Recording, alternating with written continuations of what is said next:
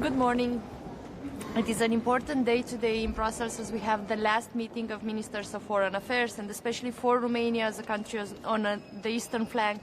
This is a very important week as my president is flying to the summit in Helsinki, and we're going to have the council focused on security guarantees at the end of the week. So for us, obviously, advancement towards the peace negotiations and the security guarantees for Ukraine are extremely important. It is very important that we focus together on the security guarantees for the Black Sea as well, and we have a special focus for the flow of the Danube in the Black Sea, as that is very important for the commercial flows in the future as well, and we need to pay close attention to the Serpent Island, for example. We welcome the discussions today with Armenia, with Lebanon, on the situation in the Middle East. Romania is committed to continue contributing towards reconstruction and a stable peace. We have just finished another humanitarian flight in a European Union mechanism together with other countries to be able to allow for patients from the Gaza Strip to have access to oncological treatment across Europe and in Romania. And we will continue to be involved in the conversations with both countries and the international community to contribute to a stable situation there. Looking forward to see the Minister of Foreign Affairs of Armenia again.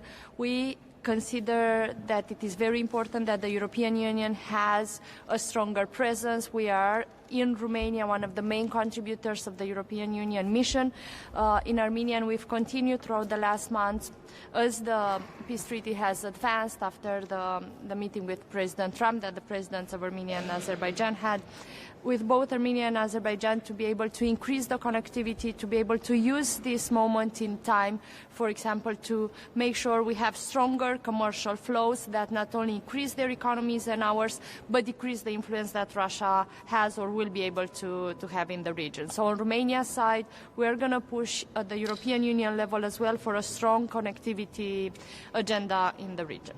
You mentioned security guarantees, Minister. If Britain decides to drop applying for NATO as part of any peace deal, can Europe really provide the security guarantees instead?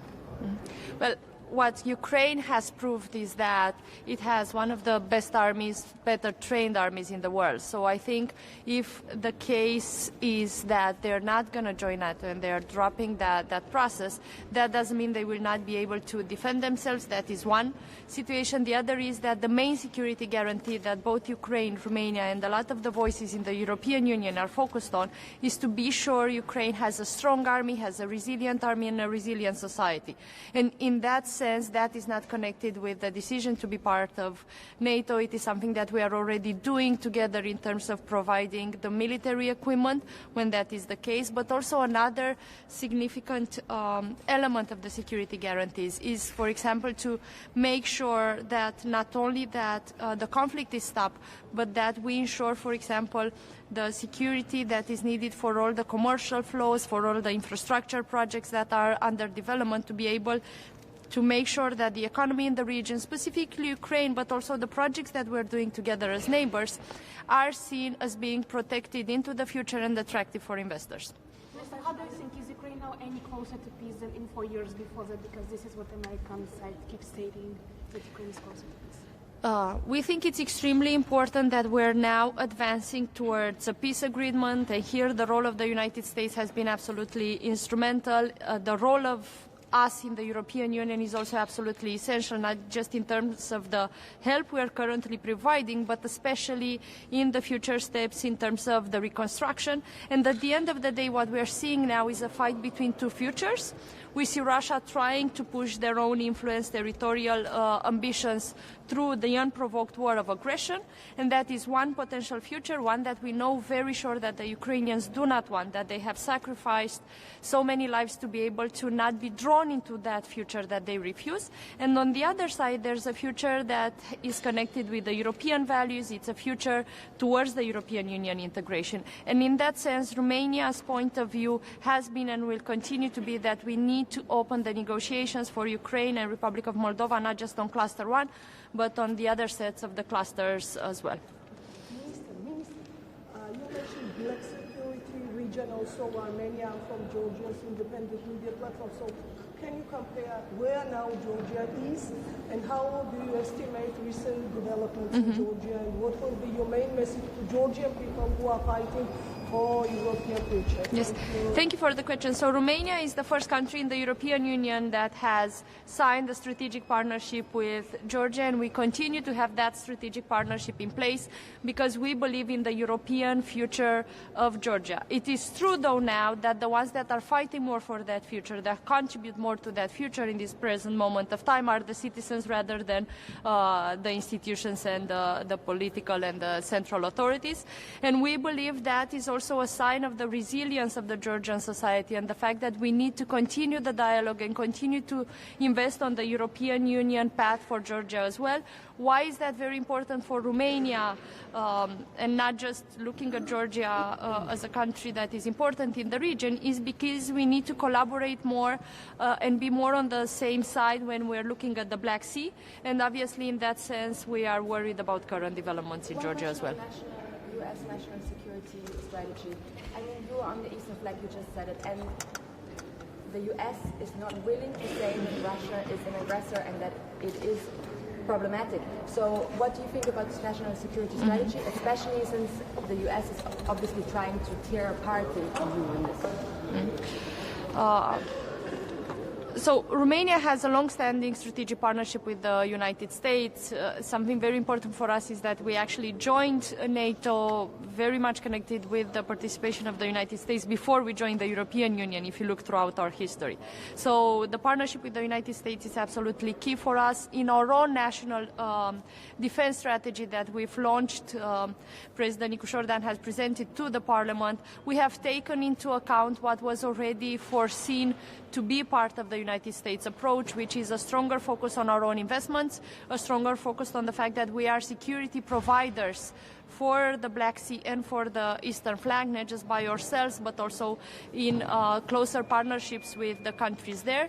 We continue to have a strong reliance on the partnership with the United States and United States presence in Romania military bases. We have recently just had a considerable strong United States delegation for the NATO exercises we have done, Dece and Fall 2025, where the battle group has been risen to a brigade level with a strong participation from France and other 10 allied countries as well. So we will continue in that direction. Something that is very important, though, for all us here that we're going to meet today as well in the Ministry of Foreign Affairs meeting, is that we all realize that we need to step up our investments and we need to be closer in terms of the collaboration and connectivity and interoperability between us as well. But that being said, we need to focus as well on the transatlantic agenda and partnership. And what does that mean in practical terms? Is that everything that we do at the European Union level, everything that is financed through the European Union mechanism, we believe they need to be aligned with NATO standards and they need to be interoperable with United States military equipment as well, because we see the security in the region as continuing to be based also on the transatlantic partnership. And another angle that I think is very important is to realize that we are also contributors to the security objectives that the United States has across the world through our participation in common NATO missions. Thank you.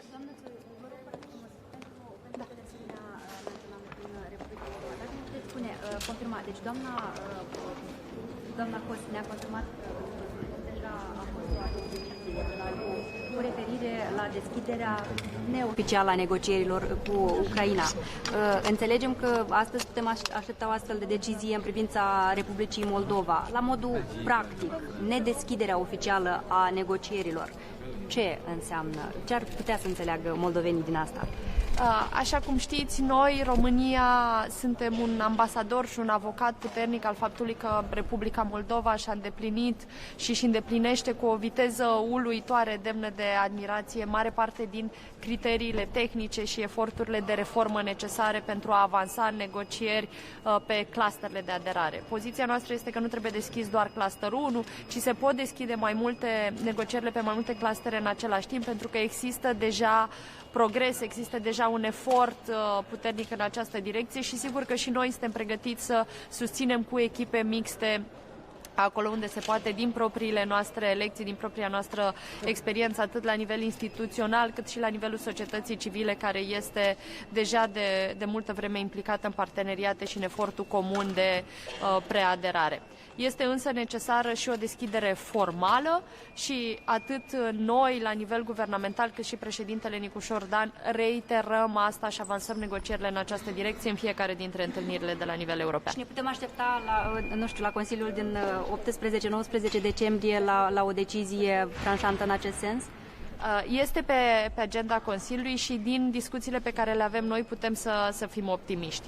Însă până nu se ajunge la finalul Consiliului cu votul final, nu putem să estimăm până la capăt care va fi decizia finală, însă este cât se poate de clar că nu doar România, ci foarte mulți din prietenii Moldovei de la nivel european facem în aceste zile eforturi diplomatice ca să deblocăm negocieri. Mulțumesc! Just quickly, do you think that the ceasefire in Ukraine can start in the Black Sea as a first stage?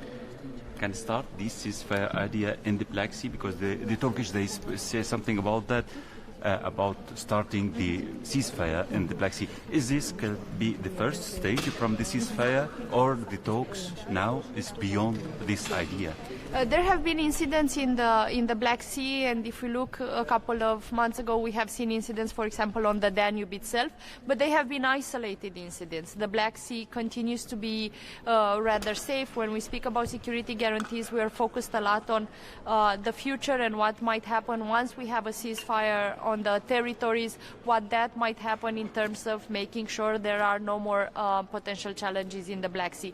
But the Black Sea itself is not the one where the most attacks or where the most risks are happening now. It is rather a focus on the negotiations to have a ceasefire on the ground, because that is where we see an incredible loss of lives of young people on both sides of the conflict, actually, and Russia as well should be responsible for its own citizens and stop the bloodshed and the sacrifices they do in terms of thousands, with absolutely no end in sight in terms of potential victory. So a ceasefire is absolutely essential. The place where that needs to take place is essentially everywhere, but if there's an order of territories where that should happen, it should start with the places where most of the lives are lost and that have a more strategic. Thank you.